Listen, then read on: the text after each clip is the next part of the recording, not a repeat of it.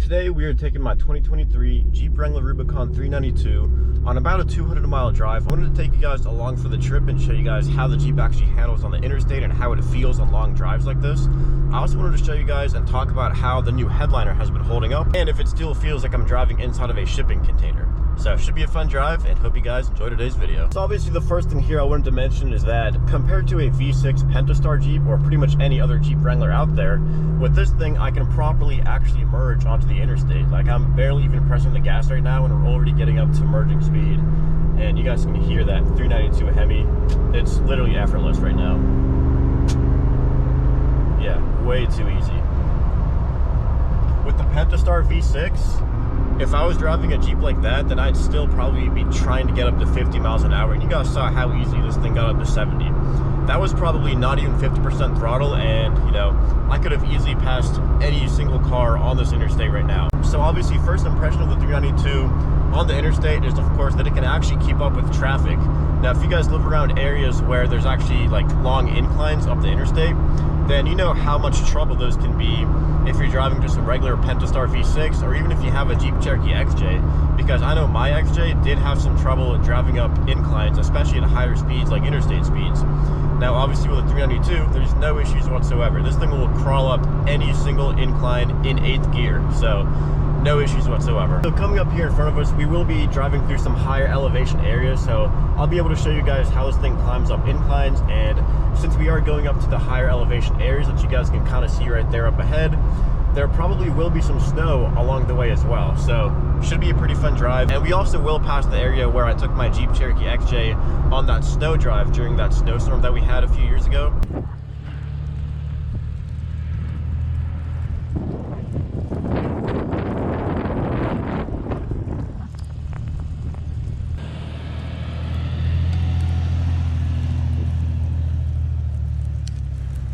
And unfortunately, I got my 392 a little bit too late to actually drive through some snowstorms, but I'm definitely looking forward to next winter where we can actually test out how this thing does in the snow. So we're driving up the first little incline here, and the Jeep did downshift to 7th gear. And as you can see, we are passing literally every single car right now. We're about to pass this van right up ahead of us, and we're still going below the speed limit as well. And as you guys know, I do have experience driving a 2017 JK Rubicon with the 3.6 liter Pentastar V6. So that's kind of why I'm comparing this to the Pentastar V6. Now, if I was driving that Jeep up this incline, I would be in the far right lane with those 18 wheels right there, not even going like 60 miles an hour. I'd probably have to go 55 up this hill right here. But as you can see with the 392, it's literally effortless, and I can still put my foot down even more and go all the way up to 99, I believe is what it tops out at. But of course, right now, as you guys can see, we are climbing up this hill effortlessly in 7th gear, and we're not having any issues with speed whatsoever. So this thing is definitely a lot better than the 3.6 liter V6, obviously. But if we do take a look at the fuel economy, then that's where the big difference is as well. So there's for sure a trade-off here. So let's see what I'm getting right now. My current MPG is 8 and my average is 12, as you guys can see right there. So, you know, obviously there's always going to be trade-offs when you have positives in a vehicle like this, but I think for this vehicle, the positives for sure outweigh the negatives of the fuel economy. Because when it comes to a Wrangler, a V8 Wrangler, then this car definitely qualifies for miles per gallon. And I'm sure a lot of you guys will probably definitely agree with me on that. Now, we are also going through a bunch of twisty turns here on the interstate. And as you can see, we are just cruising right along at 70 miles per hour. And these turns are pretty sharp, as you guys can tell. It's handling everything perfectly, to be honest. No issues here whatsoever. And if I was driving that JK that I told you guys about, then that thing would be swaying all over the road here. And, you know, I don't want to sound too negative about it, but it's just that much of a difference in my opinion. And this thing is honestly effortless and handles very well for what it is. It also weighs 5,100 pounds, and of course it's also shaped like a brick. So I'm really surprised how they were able to engineer, I guess, the suspension maybe. Or maybe they just made it a little bit more aerodynamic to make it handle better. But there really is a big difference, and it also is extremely windy today. And as you guys can see, I'm having zero issues actually keeping the Jeep in the lane, even when we get strong gusts of wind. So going through another little turn here, and you guys can also see here that there is some snow starting to show up on the side of the road here. So they definitely had a good amount of snow, but of course nowhere near as much as we had whenever I took my XJ up here. And then of course when going down an incline, this thing actually shuts off half the cylinders because of that MDS system. So multi-displacement system is where it just shuts off half the cylinders to conserve fuel economy. So that usually happens when you're not going too hard on the throttle, or if you're going down a hill like this right now. So I'm literally in 8th gear going down this hill, and we are running on 4 cylinders. Now let's see what the fuel economy is right now that we are in MDS and going downhill. Alright, so current fuel economy is 99. And of course I'm only able to get 99 mpgs because I'm not on the throttle whatsoever, but as soon as I put my foot just barely down, it's now down to 30 miles per gallon. So, and not sure how well it's going to show up on camera, but you guys can probably see all the numbers right there. And then right below where it says 12 average, you can see where it says 4 cylinder. And then when I put my foot down just a little bit, you guys will see that it will go away. So right there, it went back to 8-cylinder mode. So I think it's definitely a pretty cool feature that Jeep actually included the MDS with this 392, because the Challengers and Chargers also have those. I believe the Rams also do have that system as well. Now I have heard some negative comments about the MDF system, where it can cause that Hemi tick, but I'm pretty sure every Hemi has at least a little bit of tick. I did read through the entire owner's manual, and there literally is a section about Hemi tick, and it says that it is normal for a Hemi to tick. So I guess it's supposed to be like that, but I don't know. Going up a few more hills here, and as you guys can see, we are passing some more vehicles as well. No issues with the handling here, even though we do have a bunch of strong wind gusts hitting us as well.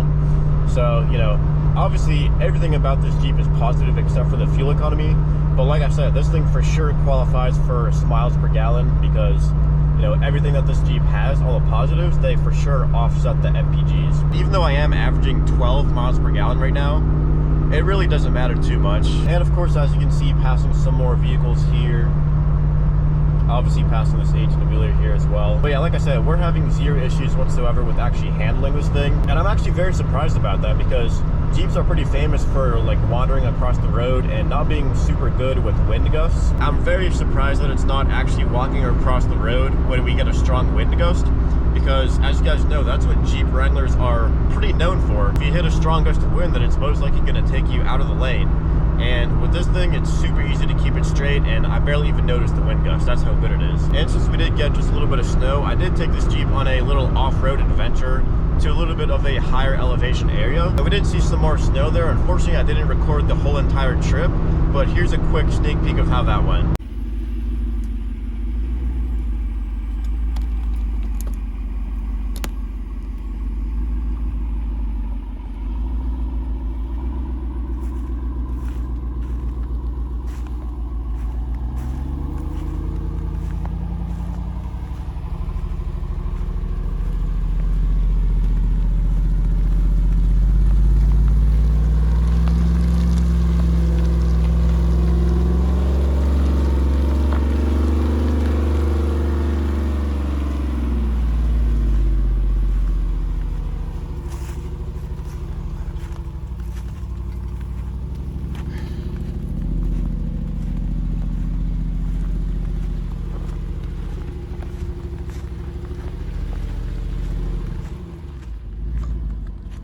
So obviously nothing too crazy, just wanted to see what the Jeep was capable of. But that video that you guys saw, that was actually not even on the main trail, because on the main trail there was a tree that fell over, and it was probably like 5 feet tall, so there was no way I was going to try to drive over it. So we kind of just made a trail like around the tree trunk that fell.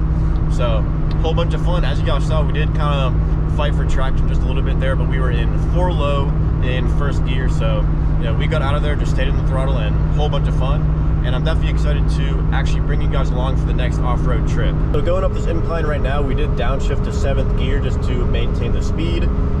So obviously no issues whatsoever. I can actually take my hand off the steering wheel and it will keep straight. So no issues whatsoever. Even though it is a super windy day, I'm not having any issues. So, you know, I know I keep saying the same thing, but like I said, that's really how good it is. Now I know I've talked a lot about how this thing compares to the JK or any kind of Pentastar V6 Wrangler, but how does this thing compare to a Challenger Scat Pack?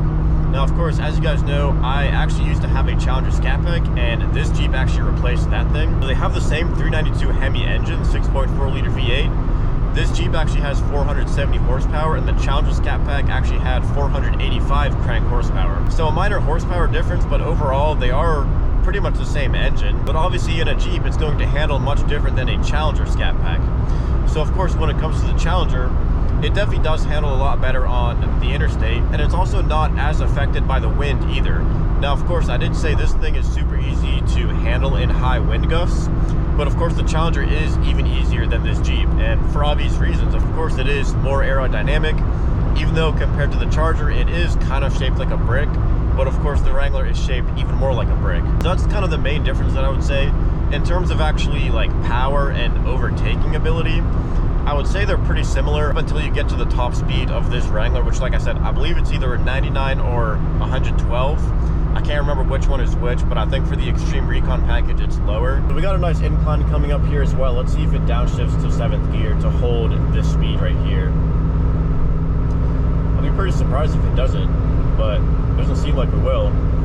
So, I mean, yeah, cruising along in 8th gear, having no issues going up this incline. And also, as you guys can see, this thing is easy enough to handle that I can steer with just one hand. Now, I could do this with the Challenger as well, but I will say the Jeep is easier to steer with one hand. I think maybe the steering might just be a little bit lighter in the Jeep, and might just be like more tighter and more sporty in the Challenger. But even with these strong wind gusts that we're having, I can still just steer with one hand, and it's not an issue right here, as you guys can see. Not sure if you guys can even hear the wind, but it is blowing pretty strong right now. And as you can see, we are able to keep it in a straight line right here.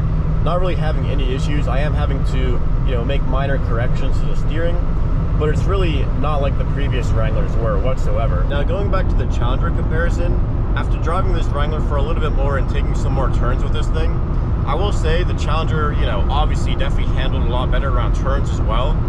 Now, this Jeep, you do have to kind of pay more attention to where you're actually going, because it still is a Wrangler, and it still somewhat does drive like a Wrangler as well. Although it is much better than the JK and the base JLs, you still do have to be a little bit more cautious with actually steering and give it some more steering input than a Challenger or any other vehicle that's made for handling. And then when it comes to going over bumps in this Wrangler, it actually soaks them up very well, much better than the JK as well. And to be honest, it actually kind of feels like you're riding over a cloud. Now, I believe a lot of people say that Rolls Royces drive like that. It kind of just feels like you're on a cloud. But I will admit, this thing does feel quite like a cloud as well. And I'm very impressed with how this thing, just glides right over all these bumps. And like I said, Wranglers are usually pretty stiff, especially if you have an aftermarket suspension. That's how my XD is as well. But the JK that I drove was a lot stiffer than this JL 392 Wrangler. So definitely a lot softer, a lot more comfortable, and kind of feels like you're driving right over a cloud with this thing. And you really don't have to be worried about potholes with this thing. That's the other nice thing about comparing this thing to the Challenger that I had, is that with the Challenger, I was always, super paranoid about where I was driving, and I didn't know if I was going to scrape anywhere or if I was going to pop a tire. With this thing, I can literally drive anywhere and not have to be worried about anything. So I definitely do like this thing better than the Challenger Scat Pack. So we're now climbing to a higher elevation here. You guys can see a little bit more snow on the side as well. And there also are some more strong wind gusts as well. Now, a lot stronger than before, and I will admit it kind of did throw me around in the lane a little bit. It was pretty easy to correct. You just have to be ready for it and actually expect it, and just be conscious that the wind is blowing pretty hard and that you are in a vehicle shaped like a brick. So we'll see if we can get a wind gust right here in this little opening with the trees here, but I'll keep a light grip. We have no cars around us right now, so it's safe to do this, but I'll keep a light grip on the steering wheel. You guys can see if it kind of throws us around. And yeah, it's really not bad at all. So we are at an elevation of almost 3,000 feet here, and we did climb about 2,000 from the beginning of our drive. So as you can see here, we do have a lot more snow than whenever we first started out. Like I mentioned, I did want to also talk about how the headliner is holding up and how I actually like it. Now, first impressions, the actual sound difference isn't as much as I was expecting. It does feel a little bit less like a shipping container. There's definitely less echo inside here, but it's really not as much as I thought. I would even do it just for the look alone, even if there were no other benefits, because as you guys know, I wasn't really a huge fan of that cheap white fiberglass look that it had stock. So you guys can get a good look of how it actually turned out here, and back there in the back as well. I did do a video tutorial of how to actually install this headliner, so definitely go check that video out if you'd like. But like I said, it definitely has been holding up pretty well. Now, like I said, the sound is just a little bit better, less noisy in here.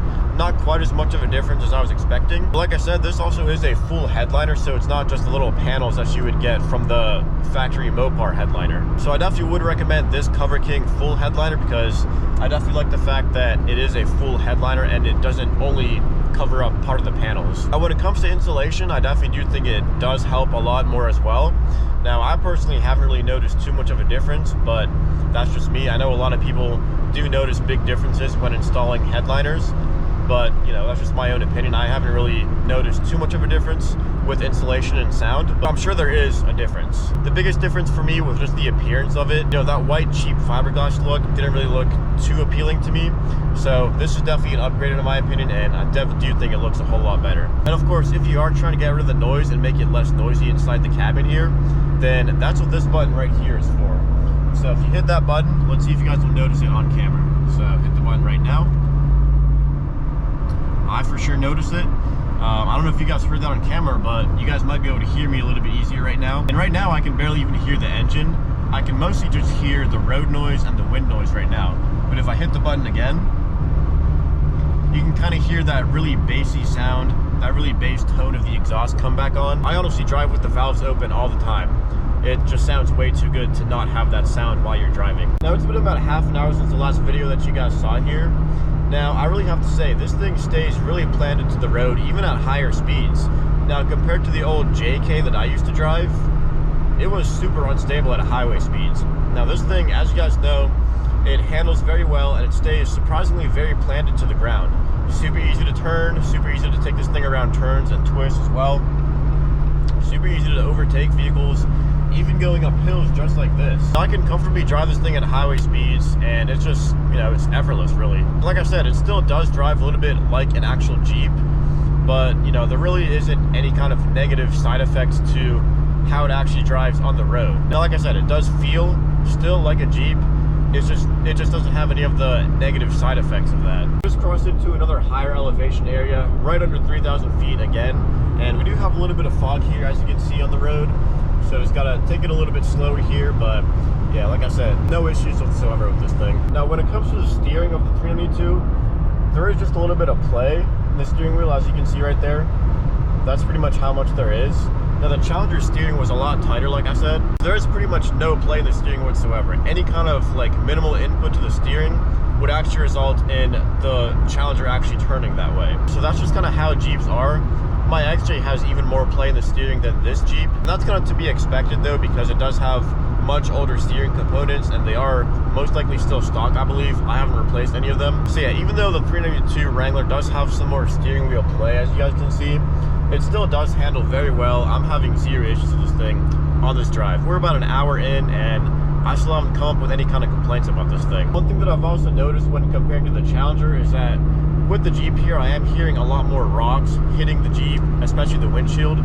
Now, it's pretty common for Jeep Wranglers to get cracked windshields because they're so upright. I do believe that the JL has a little bit more of a slant in the windshield compared to the JK.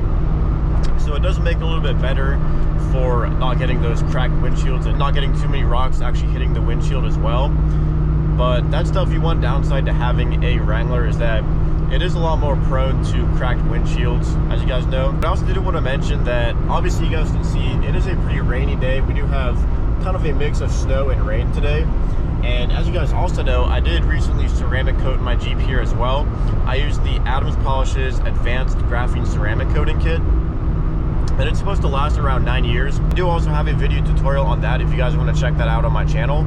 But I have to say, it's actually holding up very well. Not sure how good it's going to show up on camera, but the water is beating up and not really staying on the windshield whatsoever. Same thing with the paint there on the hood as well. So when it's raining or snowing, I barely even have to use the windshield wipers at all, because it just slides right off the window and right off the paint as well. Now, I'm hoping the ceramic coating on the windshield will also prevent it from cracking as well, but we'll see about that. I haven't gotten any cracks in the windshield yet, and we're about an hour and a half in, so hopefully it doesn't happen. Now, in terms of comfort of the 392 Wrangler, I have to say it is more comfortable than the Challenger as well, and I think it's more comfortable than the JK also. Now, that's pretty much to be expected because it does have a lot more room on the inside, more spacious, more cargo room as well. And I mean, the seats just feel more comfortable as well. The seats in the Challenger did kind of hold me in a little bit better, but that's kind of to be expected because it is a sports car, it is a muscle car. Now the Jeep, of course, is an off-road vehicle, so I wouldn't really expect the seats to be too performance-oriented, but they do have some bolstering, just not as much as with the Challenger. But as far as comfort, I really have zero pain right now. With the Challenger, I did have some slight lower back pain on longer trips, but I mean, with this Jeep, I'm having none of that at all. So I'm very impressed with how comfortable this thing is. Then obviously, compared to the Challenger, you do sit a whole lot higher in this Jeep, and you can really see a lot more. And, you know, with the Challenger, it did have quite a few blind spots in the back. With the Jeep, if you guys can see that right there, there's not really many blind spots at all. Basically, the whole back is a window, and I'm a huge fan of that because anytime I look back, I don't really have to be too worried about my blind spots because I can actually see what's back there. So you can probably see how good the visibility actually is out of the back side windows, and definitely helps on highway driving. But yeah, just sitting up higher like this, you can definitely see a lot more of the road, and you just feel like you have more power and a lot more road presence with this thing compared to the Challenger. And I know death wobble is also a pretty common question with these Jeeps, but I mean, to be honest, with a new one like this, I don't really think it's something to be worried about unless you highly modify the suspension maybe. But I mean, I've been hitting a few bumps, and like I said, this thing rides like it's on a cloud. But if I do hit a hard bump that doesn't feel like a cloud, then I mean, it really doesn't unsettle the Jeep whatsoever. Like, I've had zero issues with bumps or anything like that. All right, guys, so I hope you enjoyed coming on this little road trip with me. Like I said, around 200 miles in my 392 Wrangler. And you guys hear that 392 V8 Hemi. Just downshifted down the 7th gear going up this incline. Hope you guys also enjoyed getting some insight into how this 392 actually handles and how it actually feels driving on a long road trip on the interstate. And as you guys know, I'm a huge fan. Zero complaints with this thing, and I'm very impressed with how it handled. So if you guys have any questions or comments, make sure to drop those down below, and thanks for watching.